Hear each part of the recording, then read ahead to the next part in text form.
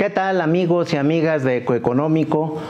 Hoy vamos a comentar este repunte que ha tenido la inflación en la primera quincena de marzo del presente año. En principio, vale la pena establecer que afortunadamente la recesión económica que enfrenta el país, sobre todo el año pasado, no fue acompañada de un entorno complejo o de un comportamiento inestable de los precios fundamentales de la economía mexicana que regulan los mercados monetario y financiero. Eso es muy importante. La estabilidad de precios ha sido factor relevante en el tema económico en México. Y estamos hablando de tres precios fundamentales. La inflación, es decir, los incrementos de precios de bienes y servicios, la tasa de interés, que es el costo del dinero, cuya referencia la determina el Banco Central, el Banco de México, y el tipo de cambio. Estos tres precios, con algunos matices durante el año pasado y en lo que va del presente, vemos estabilidad. ¿Qué factor o qué elementos han contribuido a esa estabilidad de precios? Hay que establecerlo y hay que decirlo con toda contundencia. Esto es gracias a la disciplina fiscal que ha mantenido el gobierno federal.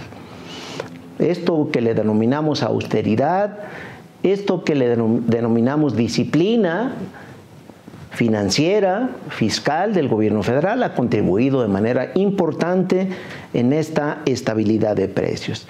Sí, también, y lo hemos señalado en varias ocasiones en este espacio, ha tenido costos esta conducta de austeridad del gobierno mexicano porque no ha habido estímulos fiscales, apoyos económicos para los sectores económicos dañados por la pandemia de COVID-19. Y eso también hay que establecerlo. No estamos hablando de los programas sociales, estamos hablando de los sectores económicos, productivos que se han visto dañados en este pasaje de efectos negativos del COVID-19. Los datos duros de esta primera quincena de marzo del año en curso son claros y contundentes. La inflación empieza a mostrar algunas presiones en términos de algunos elementos de incremento en varios sectores. ¿Cuáles son los datos duros? En la primera quincena de marzo del presente año, la inflación tuvo una alza de 0.53%.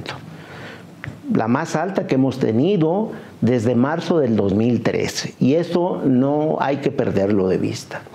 En términos anualizados, la inflación reporta un incremento del 4.12%, superior a la del 2020 y superior a la del 2019, que estuvieron ligeramente por abajo del 4%.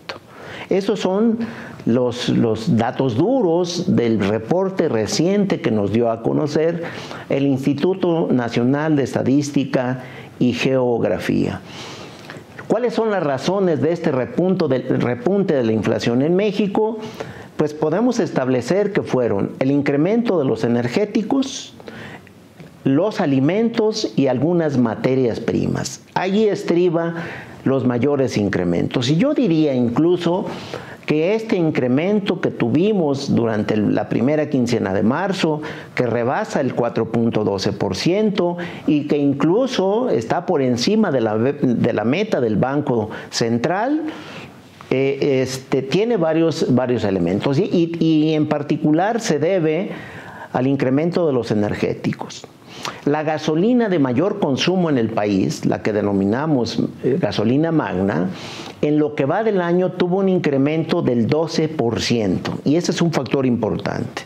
Y el gas LP, en lo que va del año, tuvo un incremento del 18%, y en términos anuales del 36%.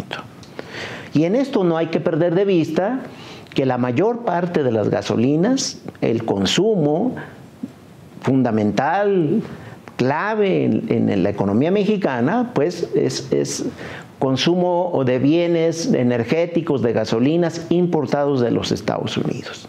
Desde diciembre del año pasado, la gasolina en Estados Unidos ha venido incrementando de manera consistente.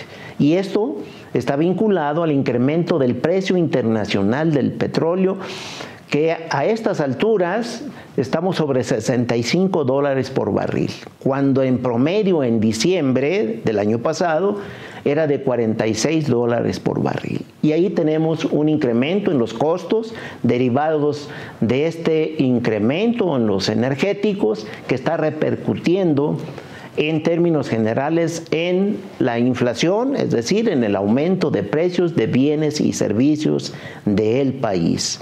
La expectativa es muy puntual, aunque hay matices, hay puntos de vista. En el caso mexicano, la inflación, a mi juicio, va a estar apuntando a cierre del año sobre la línea del 4%. Incluso con presiones de incremento temporal a mediados del presente año sobre 5%, pero estaremos concluyendo el año en promedio en una tasa inflacionaria para México sobre el 4%, es decir, en el techo más alto de la meta del Banco de México. Por hoy, amigos, es el comentario que compartimos con ustedes. Recuerde, cuídese mucho. Si puede, done sangre.